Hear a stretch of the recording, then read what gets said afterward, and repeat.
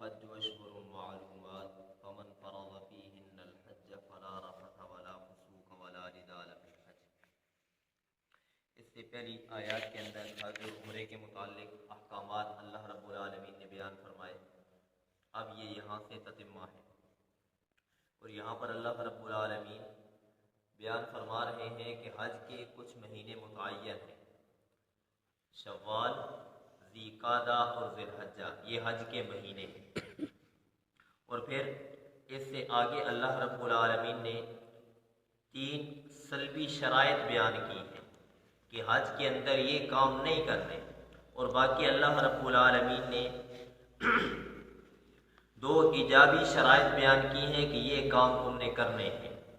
الحج اشہر معلومات، حج مہینے ہیں معلومات مقرر۔ فمن فرض فیہن الحج، پس وہ شخص کہ جو فرض کر لے فیہن ان مہینوں میں الحج حج کو۔ تو اب سوال ہے کہ حج تو اللہ نے فرض کیے، بندہ اپنے اوپر کیسے فرض کرے؟ تو بوجہ احرام کے، کہ ایک بندے نے احرام باندھ لیا اور نیت کر لی حج کی اور تلبیہ کہہ لیا، اب اس نے نیت کر کے اپنے اوپر احرام باندھ کر کے حج لازم کر لیا۔ فلا رفث، تو پہلا فریضہ فلا رفث تو نہیں ہے بے حجاب ہونا، تو حاجی کے لیے بے حجاب ہونا احرام کی حالت میں یہ جائز نہیں ہے۔ نہ بے حجاب ہونا جماع کرنا جائز ہے، نہ دواعی جماع وہ جائز ہے۔ ولا فسوق، اور نہیں ہے فسوق گناہ کی بات، کوئی بھی گناہ کی بات کسی قسم کی بھی یہ کرنا عام حالات میں بھی جائز نہیں، تو احرام کی حالت میں بالخصوص ان باتوں سے تم نے اپنے آپ کو بچانا ہے۔ ولا جدال، اور نہیں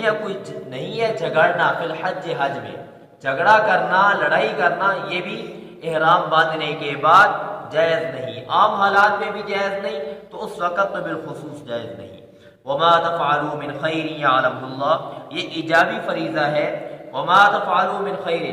جو بھی کرو تم بھلائی کا کام اللہ اس کو جانتا ہے، تو اگر تم جو بھی بھلائی کا کام کرو گے تو اللہ کو وہ معلوم ہے، اس لیے بھلائی کے کام کرتے رہو۔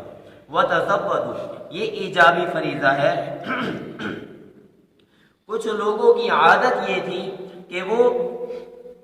حج کے لیے چل پڑتے لیکن اپنے ساتھ وہ زادیرات ساتھ لے کر کے جایا نہیں کرتے تھے، بلکہ وہ کہتے تھے کہ ہم متوکل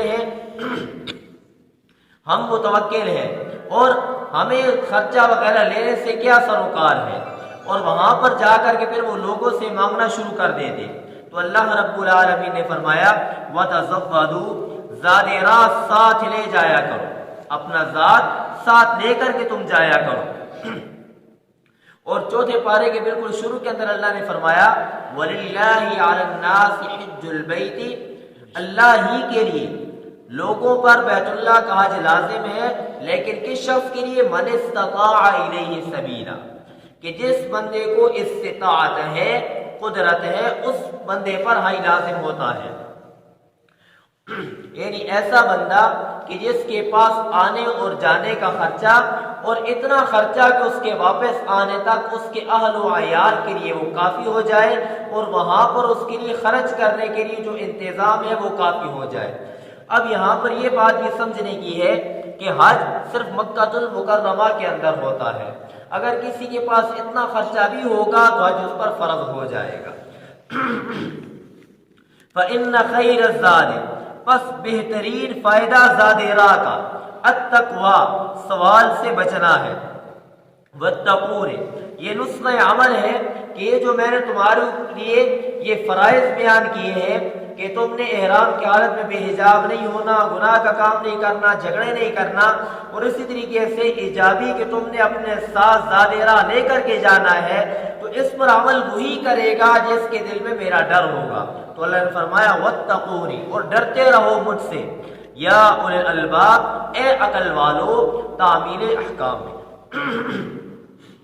لیس علیکم جناح ان تبتغوا فضلا من ربکم، اب بعض لوگوں کے ذہن کے اندر اب یہ سوال آیا کہ ایک بندہ حج کے لیے جاتا ہے تو آیا وہاں پر جا کر کے وہ تجارت وغیرہ کر سکتا ہے یا نہیں کر سکتا؟ تو اس کا حکم اللہ نے اس آیت کے اندر بیان کیا ہے۔ تو یہ بات سمجھنے کی ہے، عمومی طور پر 3 صورتیں بنے گی۔ پہلی صورت یہ ہوگی کہ ایک بندے کا اصل مقصد یہ ہے کہ میں وہاں پر جا کر کے حج کروں، حج کرنا مقصد ہے، لیکن طبعاً وہ ساتھ تجارت بھی کر لیتا ہے، تو یہ فرمایا کہ یہ صرف جائز ہے، صرف جائز ہی نہیں بلکہ یہ اخلاص کے بھی خلاف نہیں، یعنی ایسا بندہ تجارت بھی کر سکتا ہے، تجارت کرنا اس کے لیے جائز ہے اور اس کے ثواب کے اندر کمی بھی نہیں ہوگی۔ اور دوسری صورت یہ ہے کہ حج کرنا بھی مقصد ہے، تجارت کرنا بھی مقصد ہے، دونوں صورتیں برابر ہیں، تو فرمایا کہ ایسے بندے کے ثواب کے اندر کمی آ جائے گی۔ تیسری صورت یہ ہے کہ اصل مقصد اس کا تجارت کرنا ہے، لیکن وہ کہتا چلو جا جو رہے تو ساتھ حج بھی کر لیں گے، لیکن اصل مقصد تجارت ہے، حج کرنا مقصد نہیں ہے، تو فرمایا یہ جو تیسری صورت ہے، اس صورت کے اندر اس کو ثواب نہیں ملے گا، ثواب نہیں ملے گا، اگرچہ فریضہ ساقط ہو جائے گا ثواب نہیں ہوگا۔ لیسا علیکم جناح،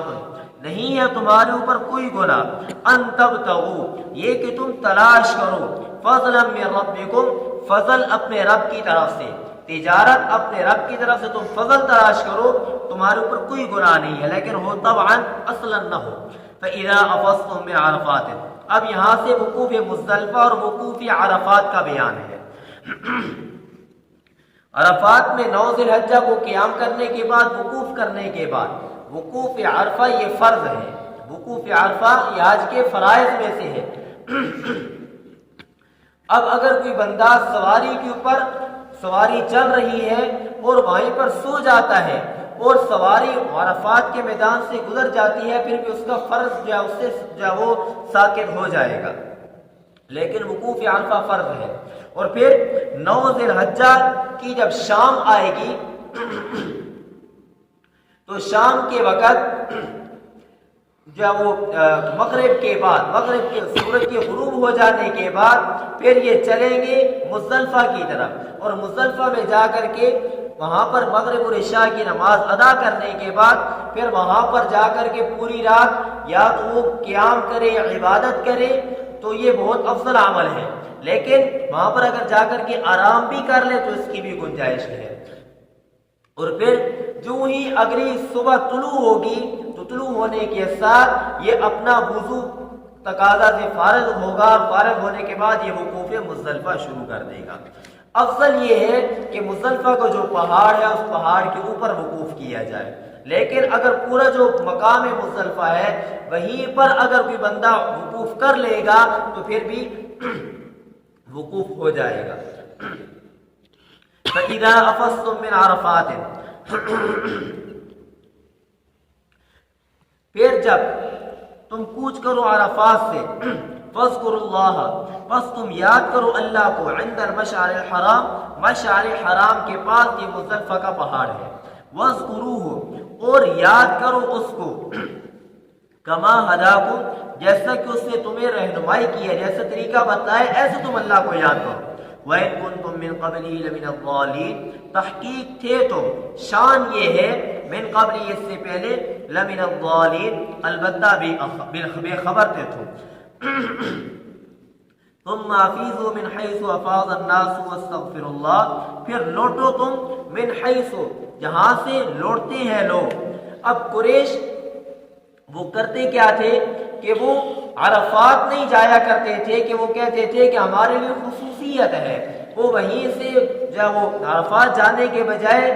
سیدھا مزدلفہ آ جایا کرتے تھے، کیونکہ عرفات یہ حرم سے باہر ہے، مکہ سے باہر ہے، تو وہ وہاں پر نہیں جاتے تھے، ڈائریکٹ سیدھا جب مزدلفہ کے اندر آ جاتے۔ تو اللہ نے فرمایا ایسا کرنا تمہارے لیے جائز نہیں ہے، بلکہ جس طریقے سے باقی لوگ وہاں سے عرفات جا کر کے لوٹتے ہیں تم بھی اسی طریقے سے عرفات جا کر کے لوٹا کرو۔ واستغفر اللہ، اور پہلے جو تم سے لغزشیں ہو چکی ہیں ان لغزشوں کے اوپر تم اللہ رب العالمین سے معافیہ مانگو اور استغفار کرو اللہ سے۔ ان اللہ، بے شک اللہ رب العالمین، غفور، بخشنے والے ہیں، رحیم، رحم کرنے والے ہیں۔ فَإِذَا قَضَيْتُم مَّنَاسِكَكُمْ، یہاں سے آگے وقوف منا کا بیان۔